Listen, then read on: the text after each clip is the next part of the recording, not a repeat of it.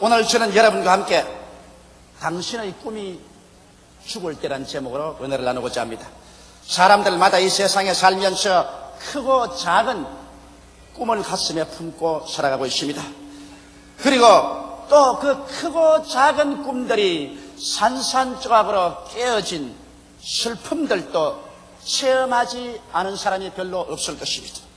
꿈이 땅에 떨어져 겨울처럼 산산조각이 날 때 우리들은 절망의 계곡에서 죽음을 체험하게 되는 것입니다. 모세는 이와 같이 절망과 죽음을 체험한 대표적인 인물인 것입니다.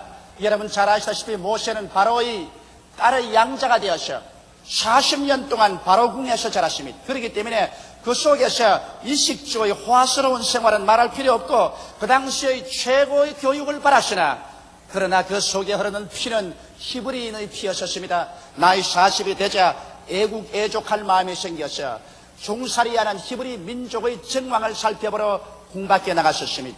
그리고 그들이 노역장에 가보니까 애굽 사람 한 사람이 히브리 사람을 몹시 구박하고 때리는 것을 보고 난 다음 전후 좌우를 살펴보자 다른 애굽 사람이 안 보이니까 달라들여 그 애굽 사람을 쳐서 죽여서 모래에 파묻어 버렸습니다. 자기는 하나님께서 자기 손을 통하여 히브리 민족을 구출하는 줄로 알았었습니다. 그 다음날 또 나가보니까 히브리 민족끼리 서로 싸우는지라 그가 들어가서 뜯어 말렸습니다. 어찌하여 동포끼리 싸우느냐. 외국에서 종살이하는 것도 슬픈 일인데 동포끼리 싸우던 이 웬 말이요. 그러자 악을 행하던 히브리 민족이 모세를 향하여 달라들면서 말했습니다. 당신에게 누가 재판관으로 세웠어? 어제 애굽 사람을 쳐서 죽인 것처럼 또 나를 쳐 죽이겠소? 그러고 달라들었어요. 그 정황을 보자 모세는 자기가 어제 애굽 사람을 쳐 죽인 것이 히브리 민족에게 이해가 될 줄 알았는데 동포들이 이해해 주지 않습니다. 자기 일이 탄로난 줄 알고 그 길로 도망을 쳐서 미디안 광야로 가버리고 말한 것입니다. 그는 미디안 광야에서 이제 도망친 사람으로서의 쓸쓸한 삶이 시작했습니다. 아무도 알아주는 사람 없고 또 아무도 인정해주는 사람도 없습니다. 희망이 다 끊어졌었습니다. 그 미디안 광야에서 이드르라는 유목민족의 추장의 딸과 결혼을 해서 목동으로서 전락해서 그로부터 시작해서 40년을 하루같이 그런 호렙산 주변을 양무리를 끌고 다니면서 울며 세월을 보내셨습니다. 모세가 앉았다가 일어난 곳마다 모세는 자기의 청춘이 죽어서 파묻힌 장면을 볼 수가 있었습니다.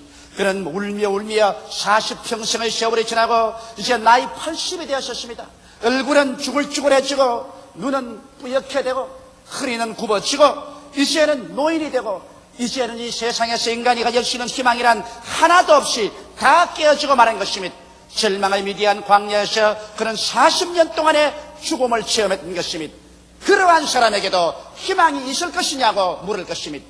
그런데 베란간 하룬 호렙산 기슭에서 불타면서 끄이지 않은 가시 있는 굴을 보고 그것을 귀히 여겨서 구경하러 갔다가 그 가시 있는 굴에서 하나님의 소명을 받게 된 것입니다. 40청춘에 이루지 못한 꿈을 하나님께서 80에 다시 부활시켜서 모세를 택하여 지팡이 하나만 짚고 홍해를 건너가서 300만 이스라엘 백성을 구출해낼 수 있는 위대한 하나님의 은총이 그에게 임하였던 것입니다. 우리는 이 장면에서 깨달아야 될 것은 여러분의 생애가 산산조각이 나고 이제 종지부를 찍었다고 생각할 때 그때 절망해서는 안 되는 것입니다. 왜냐하면 우리의 꿈이 깨어지고 우리의 소망이 다 산산조각이 나버리고 우리의 심령이 죽음의 벽에 부딪혔을 때 그때 꿈이 다시 부활할 것을 믿음을 가지고서 참을 수 있어야 되는 것입니다. 우리는 이 위대한 교훈을 아브라함의 가족의 생애 가운데서 알아봐야 될 것입니다. 첫째로 아브라함의 꿈과 그 절망을 우리 한번 살펴보십시다. 아브라함은 우리들의 믿음의 모범이요 사표요 조상입니다. 그렇기 때문에 아브라함에게 일어난 일들은 여러분과 나에게도 크고 적게 일어나게 되는 것입니다. 알데아는 아브라함은 나이 75세 갈대아 우르를 떠나게 되었습니다. 하나님께서 나타나셔서 아브라함에게 이와 같은 약속을 주셨습니다. 여호와께서 아브라함에게 이르시되 너는 너희 본토 친척 아비 집을 떠나 내가 내게 지시할 땅으로 가라. 내가 너로 큰 민족을 이루고 내게 복을 주어 내 이름을 창대케 하리니 너는 복의 근원이 될지라. 너를 축복하는 자에게는 내가 복을 내리고 너를 저주하는 자에게는 내가 저주하리니 땅의 모든 민족이 너를 인하여 복을 얻을 것이라 하신지라. 이 영광스럽고 찬란한 꿈이 마음속에 넘쳐왔습니다. 75세 된 아브라함에게 이와 같은 위대한 삶의 기회가 다가올 줄은 생각지를 못했습니다. 그는 꿈이 마음속에 사무쳐 올랐었습니다. 그래서 그는 그의 온 가족들을 다 뒤로 두고 자기의 아내와 함께 손을 잡고 가나안 땅을 향해서 전진해 나간 것입니다. 가나안 땅으로 가는 발걸음마다 그는 꿈이 출렁거렸었습니다. 가나안 땅에 가면 하나님의 영광이 임하고 적과 꿀이 흐르고 거기에서 위대한 나라가 이루어질 줄 기대하고 떠났던 것입니다. 그런데 이 웬 말인 것입니까? 그가 가나안 땅에 도착하자마자 그가 여태까지 가슴 속에 품고 둔 그 모든 꿈은 신기루처럼 사라져버리고 말한 것입니다. 가나안 땅은 가뭄과 흉년이 다가와서 온 천지가 새빨갛게 타버리고 물이란 물의 흐르는 다 말라버리고 말한 것입니다. 데리고 온 짐승떼들은 먹을 것과 마실 것이 없어 다 죽어버리고 말았었습니다. 함께 온 종들도 다 뿔뿔이 흩어져서 살 길을 찾아가 버리고 말한 것입니다. 밥 달라고 우는 조카를 데리고 아브라함은 도저히 생각도 못하고 꿈도 꾸지 못한 애굽 땅을 향해서 그 아내와 함께 살러 내려갈 수밖에 없었습니다. 그리고 그가 애굽 땅에 내려가자 절망은 거기에서 더 무섭게 기다리고 있었습니다. 왜냐하면 바로가 그 사라의 아름다움을 보고서 사라를 취하여 바로의 아내로 삼아버리고 말한 것입니다. 이래서 그는 찬란한 꿈을 안고서 가나안 땅에 왔는데 꿈은 온데간데 없이 사라지고 그 찬란한 꿈 대신에 애굽에 내려와서 쓰디쓴 절망의 골짜기에서 죽음의 세월을 보내면서 아내조차 잃어버리고도 말 한마디 못하는 산송장의 삶을 살 수밖에 없었습니다. 아브라함이 겪은 그 마음의 절망이란 우리 말로서 형언할 수가 없을 것입니다. 그리고 아브라함은 그 속에서 죽었습니다. 개인의 꿈이 사라지고 자기 마음의 기대가 사라지고 인간적인 모든 희망과 용기가 다 사라지고 그런 산산조각이 나고 인생으로서의 모든 것이 박살이 나버리고 말았다고 생각한 것입니다. 그러나 때가 이름에 하나님께서 또다시 그 꿈을 부활시켜 주셨습니다. 하나님께서 바로에게 꿈으로 나타나셨습니다. 네가 데려온 이 사라는 선지자의 아내다. 이는 아브라함의 아내다. 그러므로 아브라함에게 돌려주어라. 만일 돌려주지 않으면 너희 집안에 내가 심판해서 큰 불행을 자초하겠다. 바로가 이 꿈을 꾸고 놀라서 일어나서 아브라함을 불러서 왜 내가 진작 사라를 내 아내라고 말하지 않았는가? 왜 내 동생이라고 말했는가? 그래서 그 아내를 돌려주고 그 아내를 자기가 빼앗은 그 보상으로서 많은 금과 은과 짐승떼와 노비를 주어서 아브라함을 내보냈었습니다. 아브라함은 다시 한번 그 아내를 찾고 많은 금과 은과 짐승과 노비들을 거느리고 애굽에서 나와서 가나안 땅에 올라가서 가나안에서 제단을 쌓고 여호와의 이름을 부르게 된 것입니다. 그래서 하나님께서 아브라함에게 말씀하시기를 아브라함아 내 눈을 들어 동서남북을 바라보라. 내 눈으로 보이는 그 땅을 너와 내 자손에게 주겠다고 약속하신 것입니다.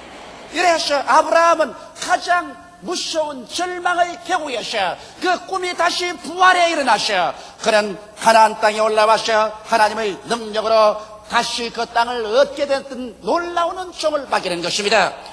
그러면 우리 두 번째 사라의 꿈과 절망을 한번 살펴볼까요? 여러분 사라는 아브라함을 따라서 갈대아 우르에서 나올 때 그런 사랑하는 자녀의 의미가 될 수 있다는 약속을 받았었습니다. 하나님께서 아브라함에게 말씀하기를 너로 큰 민족을 이루어주겠다 했으니 그 민족을 이루어자면 반드시 자기 몸에서 자손이 생겨야 될 것인 것입니다. 그래서 하루가 여삼처럼 사라는 자녀가 생기기를 기대하셨습니다. 세월은 점점 흘러가셔 가나안으로 온 지 벌써 10년의 세월이 지나가셔 그의 남편의 나이가 85세가 되고 자기의 나이 75세가 되도록 어린애기는 흔적도 없었습니다. 이제는 어린애기를 얻을 만한 그러한 기력도 다 상실하고 마는 것입니다. 거기에서 사라의 꿈은 산산조각으로 깨어지고 마는 것입니다. 한 여인으로서 어린애기를 낳지 못하고 한 가게를 이어주지 못한다는 마음의 수치와 고통은 말로 형용할 수가 없었습니다. 그래서 75세까지 기다린 사라는 이제는 어린애기를 낳을 수 있다는 자신을 잃어버리고 말한 것입니다.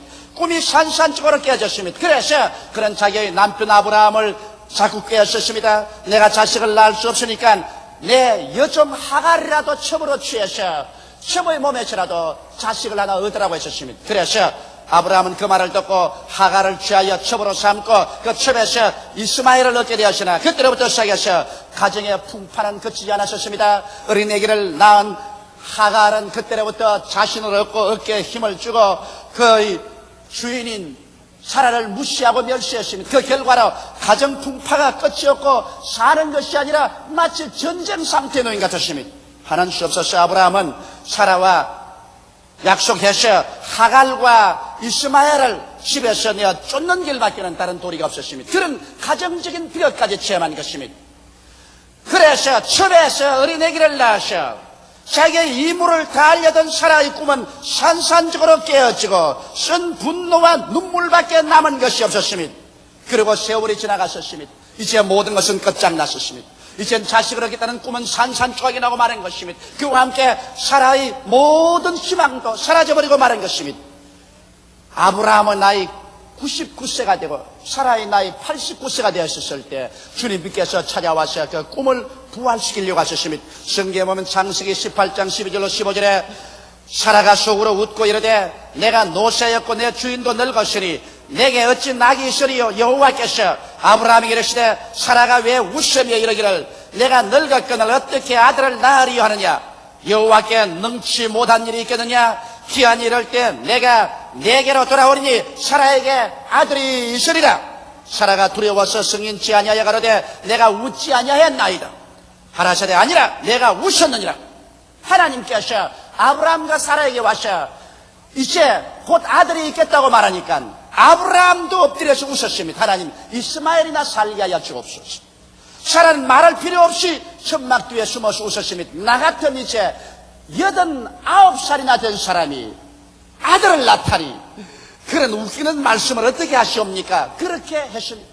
그러나 가장 절망의 어두운 골짜기에서 하나님께서는 그들에게 아들을 주겠다고 약속을 하시고 난 다음 아브라함의 나이 100살이 되고 사라의 나이 90이 되었을 때 하나님의 축복으로 말미암아 그들은 아들을 낳았으니 그 이름이 바로 이삭인 것입니다.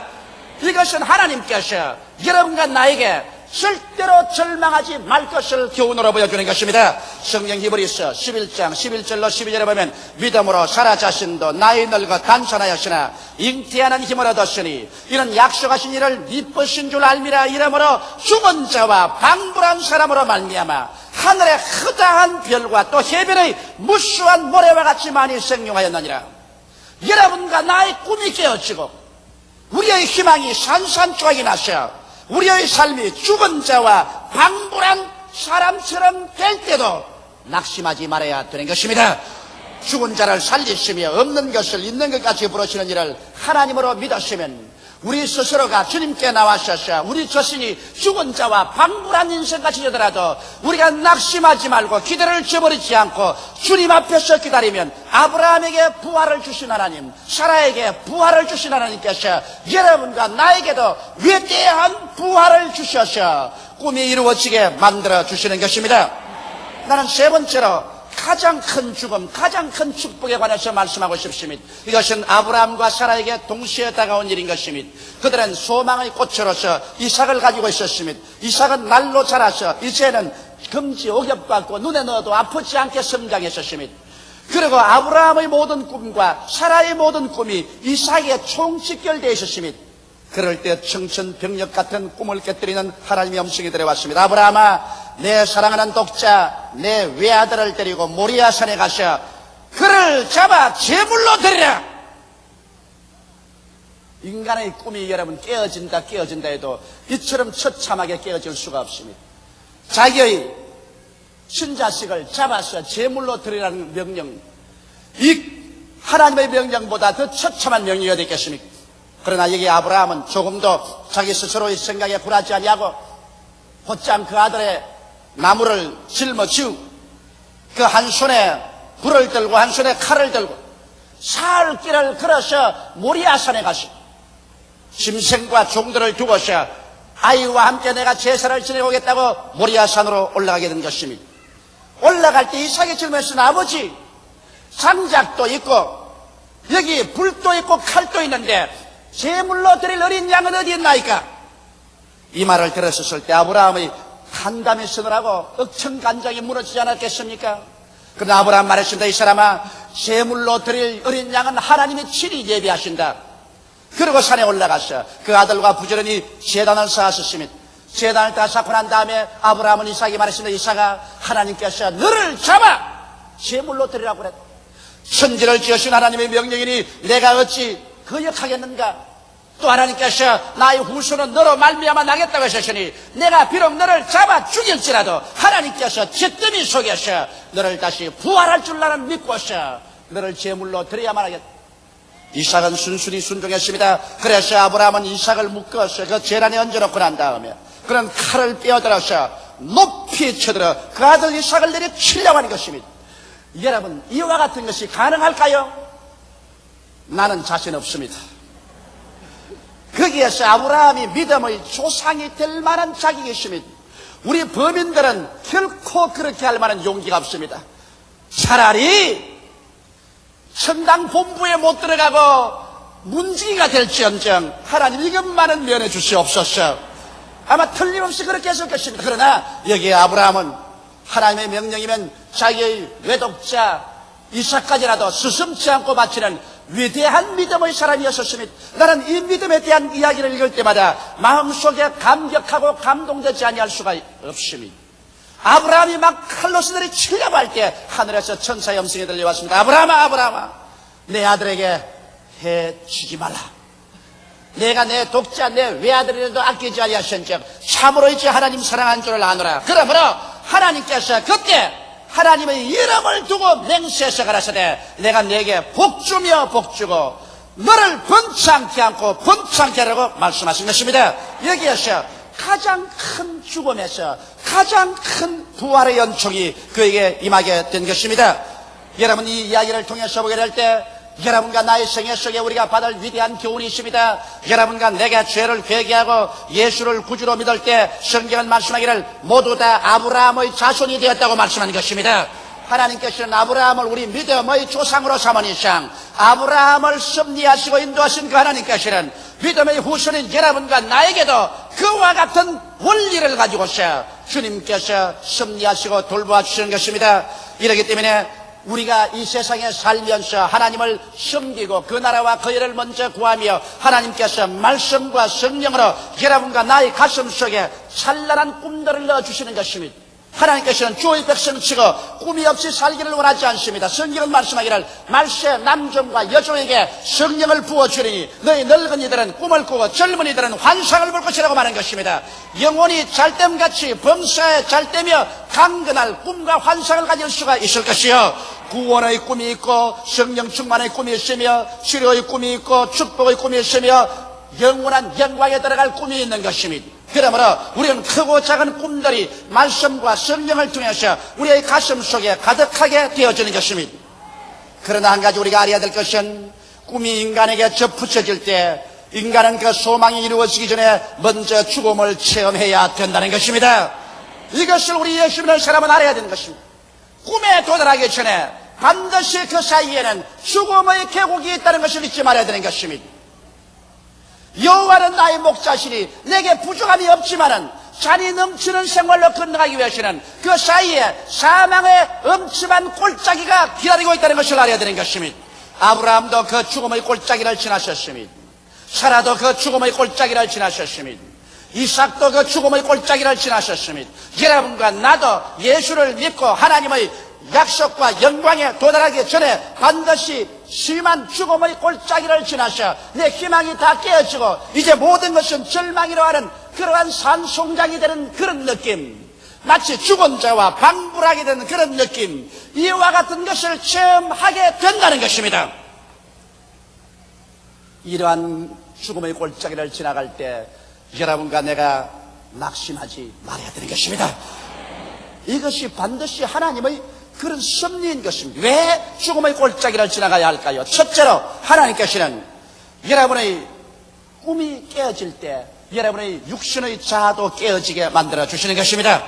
여러분, 인간이 깨어지지 않은 상황에서 꿈을 이루어지면 옛날에 아담과 하와가 교만했듯이 우리가 교만해져서 또다시 마귀를 정죄하는 정죄에 떨어질까 위험한 것입니다. 이렇기 때문에 하나님께서는 여러분과 나에게 꿈을 이루기 전에 반드시 교만의 가시를 뽑아야 되는 것입니다. 내가 했다, 나를 보라, 내가 얼마나 위대하냐. 교만의 가시를 깨뜨리기 위해서, 교만의 가시를 뽑아버리기 위해서 꿈이 이루어지기 전에 여러분과 나는 사망의 골짜기를 지나서 자아가 깨어지는 체험을 해야만 되는 것입니다. 여러분, 인간의 혼이 깨어지는 것은 혼이 나야 깨어지지, 혼이 나지 않으면 깨어지지 않습니다. 그러므로 하나님께서는 여러분과 내가 마음에 품었던 그 꿈을 산산조각나게 하셔 여러분과 나의 가슴 속에 혼이 나고 마음이 깨어지고 주님 그 발 앞에 엎드려 항복하도록 만드는 이와 같은 승리를 베푸시는 것입니다. 이렇기 때문에 크고 작은 꿈이 다가오면 크고 작은 죽음이 여러분과 나를 위해서 기다리고 있다는 사실을 잊지 말고, 여러분과 내가 사망의 엄침한 골짜기를 지날 때 이상한 일 당하는 같이 하나님을 원망하거나 탄식하지 마십시오. 원망하거나 탄식하는 사람은 자격을 상실해버리고 마는 것입니다.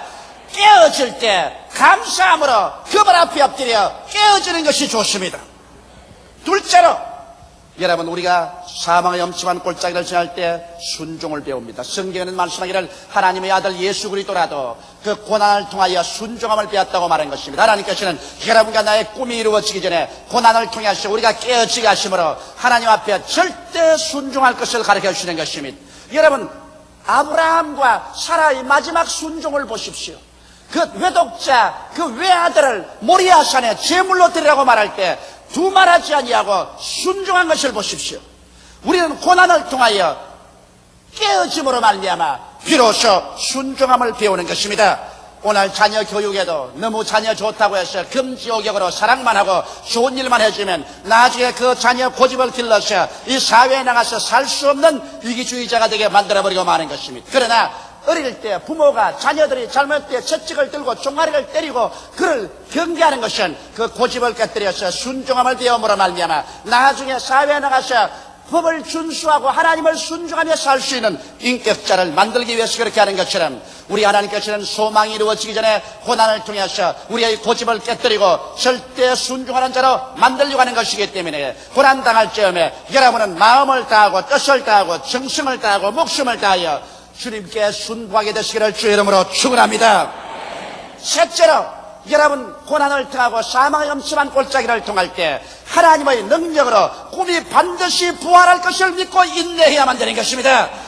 미리부터 겁을 집어먹고서 모든 것을 포기해버리고 나는 못한다, 나는 안된다, 나는 알 수 없다, 나는 망했다 손을 들어버리는 자는 꿈을 이루지 못합니다.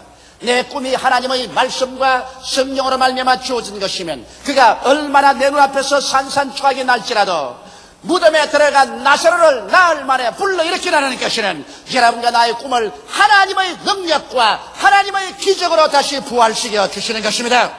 이러기 때문에 사망의 엄침한 골짜기를 지나서 천지가 캄캄하고 모든 것이 끝장났다고 생각할지라도 여러분의 꿈이 부활할 것을 기대해야 되는 것입니다. 요셉은 형들에게 종으로 팔리고 종으로 팔린 그 자리에서 또다시 억울한 누명을 덮어쓰고 시위대 뜰에 갇혔을지라도 그 마음속에 꿈을 저버리지 않았었습니다. 근질기게 그 꿈을 잡고 있을 때 하나님께서 때가 오심에 위대한 기적을 나타내셔 그 꿈을 다시 부활시켜 주신 것입니다. 저는 26년의 목회 생활 동안에 3번의 교회를 세우면서 수많은 사망의 골짜기를 지났었습니다. 내가 하나님 앞에서 위대한 꿈을 받았을 때마다 그 꿈을 이룰 때까지 사망의 골짜기를 지나지 않은 적이 한 번도 없었습니다. 몇 번이나 도망치고 포기하고 다 던져버릴 마음이 있었지만은 그 석선 혹심한 고통과 괴로우면서 내가 깨어지고 내가 순종하고 하나님의 기적을 믿을 때 언제나 주님은 내 인간으로 상상을 초월해서 위대한 부활을 갖다 주셨습니다. 여러분의 꿈이 죽을 때 여러분 자신의 믿음조차 죽어서는 안 되는 것입니다. 여러분의 꿈은 견뎌낼 때 반드시 부활하는 것입니다. 죽은 자와 방불한 사람을 통해서 하늘의 별과 같고 땅에 흐단 모래같이 성장케 하신 하나님께서 여러분이 죽을 때 하나님은 다시 부활을 허락하여 주시는 것입니다. 다 가지고 계시기가 기도드리겠습니다. 살아계신 하나님 아버지, 죽은 자와 방불한 사람을 통해서 하늘의 별과 같고 땅의 모래와 같이 번창식인 것처럼 우리가 꿈이 산산조각으로 깨어지고 우리가 죽은 자와 방불하게 될 때 하나님이여 자도 깨어지고 절대로 순종하고 꿈이 부활할 것을 믿고 기다려서 하나님의 위대한 기적이 우리 가운데 나타나게 하여 주옵소서. 예수님 이름 받들어 축복하고 기도드리옵나이다. 아멘.